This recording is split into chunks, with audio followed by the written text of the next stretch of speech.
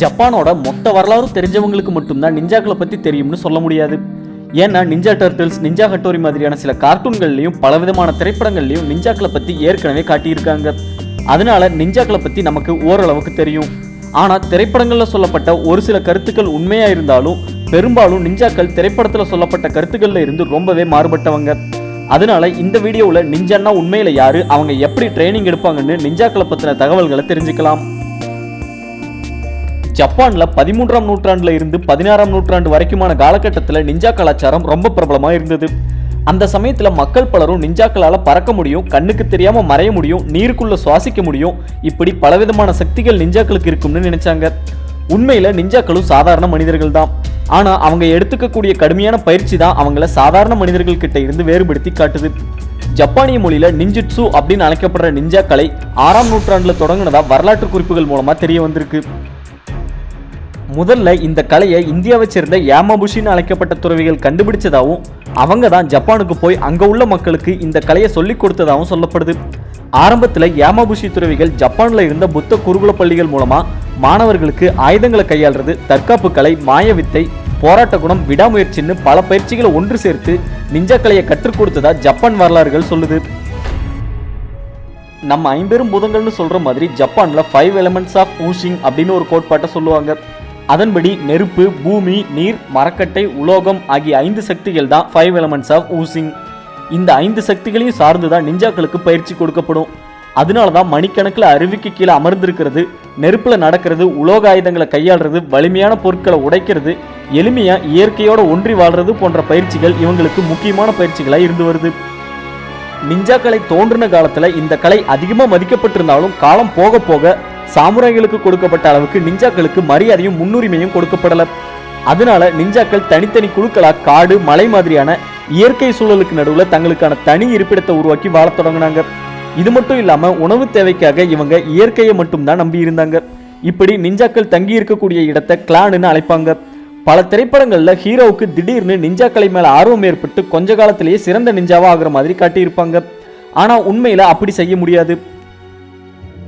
நிஞ்சாக்கள் பொதுமக்கள் கிட்ட இருந்து விலகி வாழ தொடங்கினதால அவங்க தங்களுடைய கலையை வெளியாட்களுக்கு சொல்லிக் கொடுக்கறத நிறுத்திட்டு தங்களோட வம்சாவளிக்கு மட்டும்தான் நிஞ்சா கலையை சொல்லிக் கொடுத்தாங்க. அதுவும் குழந்தை பிறந்ததுல இருந்தே பயிற்சிகளை ஆரம்பிச்சிருவாங்க. இந்த பயிற்சி முறை ஒவ்வொரு கிளானுக்கும் வேறுபடும். அதனால ஒவ்வொரு கிளானும் தங்களோட தனித்தன்மையான பயிற்சி முறைகளை மற்ற கிளானுக்கு தெரியாதபடி ரகசியமா பாதுகாப்பாங்க. இந்த ரகசியத்தை அந்தந்த கிளானோட அடுத்தடுத்த சந்ததியினர் மட்டும்தான் தெரிஞ்சுக்க முடியும். இப்படி ஒவ்வொரு கிளானுக்கும் பல வேற்றுமைகள் இருந்தாலும் இவங்களுக்கு பிறக்கக்கூடிய குழந்தை ஆணா இருந்தாலும் பெண்ணா இருந்தாலும் ஒரே மாதிரி பாவித்து ஒரே மாதிரியான பயிற்சியை தான் கொடுப்பாங்க. அதே மாதிரி எல்லா நிஞ்சாக்களுக்கும் இருக்கக்கூடிய ஒரு ஒற்றுமை என்னன்னா, தங்களோட கிளானுக்கு பக்கத்துல வேற நிஞ்சா கிளான் இருந்தா அதை அழிக்கணும்னு தான் நினைப்பாங்க. குழந்தைகளுக்கு நிஞ்சா பயிற்சியை தொடங்கும் போதே அந்த பயிற்சி ரொம்ப பயங்கரமானதா தான் இருக்கும். உதாரணத்துக்கு சொல்லணும்னா, குழந்தை பிறந்து ஒரு சில மாதங்கள்ல அந்த குழந்தைய ஒரு தொட்டில்ல போட்டு அதை நீளமான கயிற்றுல கட்டி முன்னும் பின்னும் ரொம்ப வேகமா ஆட்டுவாங்க. இப்படி செய்யும் போது குழந்தைக்கு வேகத்தின் மேல இருக்கக்கூடிய பயம் இல்லாம போறதோட சுத்தி இருக்க பொருட்களை கண்ணிமைக்கும் நேரத்துல முழுமையா பார்த்து புரிஞ்சுக்கிற அளவுக்கு மூளை வேகமா செயல்பட தொடங்கும்னு சொல்லப்படுது. இப்படி பலவிதமான பயிற்சிகள் குழந்தைக்கு கொடுக்கப்படுறதால அந்த குழந்தை ஏறத்தாழ 8 வயது அடையும் போது உடல் அளவிலையும் மனதளவிலையும் வலிமையானதா மாறி இருக்கும். அந்த வயசுலயே வலியை தாங்கும் பக்குவம், விலங்குகள் மற்றும் பறவைகள் மாதிரி ஒளி எழுப்புறது, வேகமா மரங்கள்ல ஏறுறது, கற்களையும் மற்ற பொருட்களையும் குறிபார்த்து எரியறது, இருட்டிலையும் தன்னை சுத்தி நடக்கிறத உணர்ந்து கொள்ளும் ஆற்றல், நீரில் அதிக நேரம் மூச்சு பிடித்து இருக்கும் திறன்னு பல திறமைகள் அந்த குழந்தைக்கு இருக்கும். அதுலயும் குறிப்பா நிஞ்சாக்கள் பல வேலைகளை இரவு நேரத்துல தான் செய்வாங்கிறதால கண் பார்வை சிறப்பா இருக்க அதுக்கான பல பயிற்சிகளை எடுத்துக்குவாங்க. அதோட வைட்டமின் ஏ அதிகமா இருக்கக்கூடிய உணவுகளை தான் பெரும்பாலான நேரங்கள்ல சாப்பிடுவாங்க.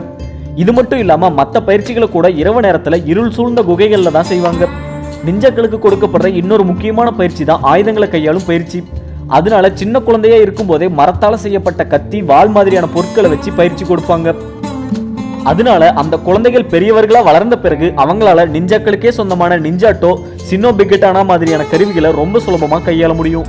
இதுல சின்னோ பிகட்டானாவும் கட்டானாவும் ஒன்றுதான்னு பலர் நினைக்கிறது உண்டு. ஆனா உண்மையில கட்டானாவை சாமுராய்கள் மட்டும்தான் பயன்படுத்துவாங்க. நிஞ்சாக்கள் பயன்படுத்துறது சின்னோ பிகட்டானாவை மட்டும்தான். இந்த 2 ஆயுதங்களுமே ரொம்பவே பயங்கரமான ஆயுதங்கள் தான். அதனால இந்த ஆயுதங்களோட கைப்பிடி மற்ற சாதாரண வாள்களுக்கு இருக்க அளவை விட பெரியதா இருக்கும். பொதுவாக நிஞ்சாக்கள் ஒரு வாள், நிஞ்சா ஸ்டார், விஷம் தடவப்பட்ட ஊசி மற்றும் அதை ஏவக்கூடிய அமைப்பு போன்ற ஆயுதங்களை எப்பவுமே தங்களோட வச்சிருப்பாங்க. இவங்க வச்சிருக்கக்கூடிய இந்த நட்சத்திர வடிவ ஆயுதம் ஷுரிக்கன் அப்படின்னு அழைக்கப்படும். ஜப்பானிய மொழியில இந்த வார்த்தைக்கு கைகளில் மறைத்து வைத்து பயன்படுத்துற பிளேடு அப்படிங்கிறது பொருள். இந்த ஆயுதத்தை தான் பெரும்பாலான திரைப்படங்கள்லையும் கார்ட்டூன்கள்லையும் காட்டியிருப்பாங்க. நிஞ்சாக்கள் பெரும்பாலான நேரங்களில் இந்த நட்சத்திர வடிவ ஆயுதங்களை கொண்டு தாக்குறது தான் இதுக்கு காரணம். ஷுரிக்கனை வீசும்போது சாதாரண சீட்டுக்கட்டுகளை வீசுற மாதிரி தான் வீசுவாங்க. ஆனா அனுபவம் வாய்ந்த நிஞ்சாக்கள் தங்களோட திறமைக்கு ஏற்ப பல நிஞ்சா ஸ்டார்களை பல கோணங்கள்ல ஒரே நேரத்தில் வீசுவாங்க. நிஞ்சாக்களால நிஞ்சா ஸ்டார்களை பயன்படுத்தி தொலைவில் இருந்தபடியே எதிரிகளை தாக்கவும் கயிறுகளை அறுக்கவும் முடியும். அது மட்டும் இல்லாம நிஞ்சா ஸ்டாரை பயன்படுத்தும் போது நிஞ்சாக்களுக்கு குறைந்த அளவு சக்தி தான் செலவாகும். ஒரு சில நிஞ்சாக்கள் நிஞ்சா ஸ்டார்ல விஷத்தை தடவையும் பயன்படுத்துவாங்கன்னு சொல்லப்படுது. அதே மாதிரி காமான்னு அழைக்கப்படுற சின்ன கத்தி மாதிரியான ஆயுதத்தையும் இவங்க அடிக்கடி பயன்படுத்துவாங்க. இந்த கத்தியை மையமா வச்சு காமா ஜுட்சு அப்படின்னு ஒரு தனி தற்காப்பு கலையை உருவாகி இருக்கு. அதனால நிஞ்சா கலை பலவிதமான கலைகளோட கலவைன்னே சொல்லலாம். வரலாற்றில் உள்ள குறிப்புகள் படி நிஞ்சா கிளான்கள் எல்லாமே 17ஆம் நூற்றாண்டுல அழிக்கப்பட்டதா சொல்லப்படுது.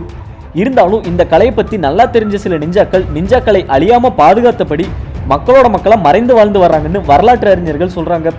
அது மட்டும் இல்லாம நிஞ்சா கலை மேல ஆர்வம் உள்ள வேற சிலர் வரலாற்று குறிப்புகள் மூலமா அந்த கலையை பத்தி தெரிஞ்சுக்கிட்டு சில இடங்கள்ல நிஞ்சா பள்ளிகளையும் நடத்தி வர்றாங்க. இவங்கள குறிப்பிடத்தகுந்த ஒரு நபர் தான் மசாக்கி ஹட்சுமி.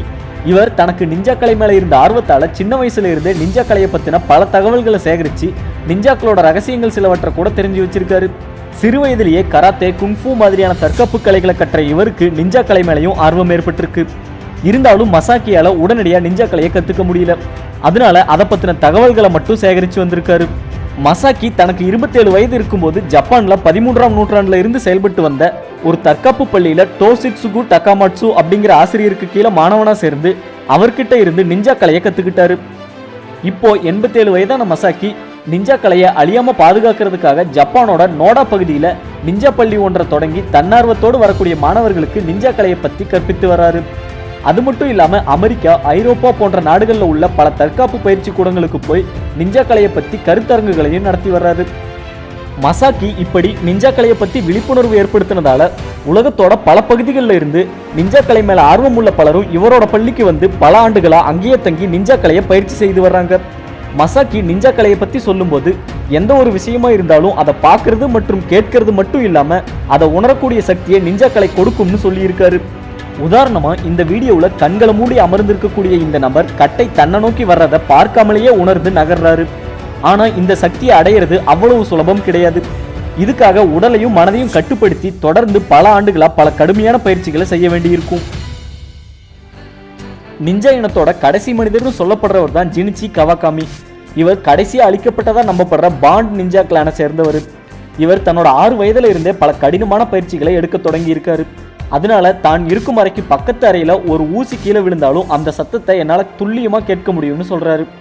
ஒரு சிலர் இவர்கிட்ட இந்த கலையை மற்றவங்களுக்கும் சொல்லி கொடுக்கலாமேன்னு கேட்டப்போ நிஞ்சாக்கள் எப்பவுமே தங்களுடைய ரகசியத்தை மற்றவங்களுக்கு சொல்ல மாட்டாங்க. அதனால இந்த கலை எனக்கு பிறகு என் சந்ததிக்கு மட்டும்தான் சொல்லி கொடுப்பேன்னு சொல்லியிருக்காரு. நிஞ்சாக்களோட சக்திகளை பத்தி பலவிதமான கருத்துக்கள் நிலவுது. அதெல்லாம் எந்த அளவுக்கு உண்மைன்னு இனி பார்க்கலாம். நிஞ்சாக்களால மற்றவங்க கண்ணுக்கு தெரியாம மறைய முடியும்னு பொதுவான ஒரு கருத்து இருக்கு. உண்மையில அவங்களுக்கு அப்படிப்பட்ட சக்தி எதுவுமே கிடையாது. அவங்க ஒரு புகை கொண்டு தூக்கி வீசிட்டு அந்த புகை அடங்கிறதுக்குள்ள வேகமா செயல்பட்டு அந்த இடத்துல இருந்து ஓடி போயிடுவாங்க. அதே மாதிரி நீருக்கடியில மூச்சு விடாம இவங்களால இருக்க முடியும்னு ஒரு கருத்து இருக்கு. ஆனா இவங்க நீருக்கடியில ரொம்ப நேரத்துக்கு இருப்பாங்களே தவிர மூச்சு விடாம இருக்க மாட்டாங்க. அது எப்படின்னா அவங்க கிட்ட இருக்கக்கூடிய வால்ல ஒரு உறிஞ்சு குழாய் மாதிரியான அமைப்பு இருக்கும். இவங்க நீருக்குள்ள போகும்போது அந்த குழாயோட ஒரு முனைய வாயிலையும் மறுமுனைய நீருக்கு வெளியிலையும் இருக்கும்படி வச்சு இவங்க மூச்சு விடுவாங்க. இப்படிதான் நிஞ்சாக்களால ரொம்ப நேரம் நீருக்கடியில இருக்க முடியுது. நிஞ்சாக்களை பத்தி பலரும் சொல்லக்கூடிய ஒரு கருத்து இவங்களால செங்குத்தா இருக்கக்கூடிய சுவர்களையும் கட்டிடங்களோட சீலிங்ல தலைகீழாவும் நடக்க முடியும் அப்படிங்கிறது தான். ஆனா உண்மையில நிஞ்சாக்களால வித்தியாசமான மற்றும் கூர்மையான அடிப்பகுதி இருக்கக்கூடிய ஒரு காலணியை பயன்படுத்தி தான் செங்குத்தான சுவர்களையும் கட்டிடத்தோட மேற்கூரையில தலைகீழாவும் நடக்க முடியும். அதோட இந்த காலணியை எல்லா நிஞ்சாக்களாலையும் பயன்படுத்த முடியாது. இதுக்காக பல வருடங்கள் தனியா பயிற்சி எடுத்த நிஞ்சாக்களால மட்டும்தான் இந்த பிரத்யேகமான காலணிகளை பயன்படுத்தி சுவர்கள்ல நடக்க முடியும். இதே மாதிரி தான் நிஞ்சாக்களோட ஒவ்வொரு செயலுக்கு பின்னாடியும் பல ஆண்டுகால பயிற்சியும் சில நுணுக்கமான வழிமுறைகளும் இருக்கும். இந்த வீடியோ உங்களுக்கு பிடிச்சிருந்தா லைக் பண்ணுங்க, ஷேர் பண்ணுங்க, உங்க கருத்துக்களை கமெண்ட் பண்ணுங்க. மறக்காம சப்ஸ்கிரைப் பண்ணாதவங்க சப்ஸ்கிரைப் பண்ணுங்க. நன்றி, வணக்கம்.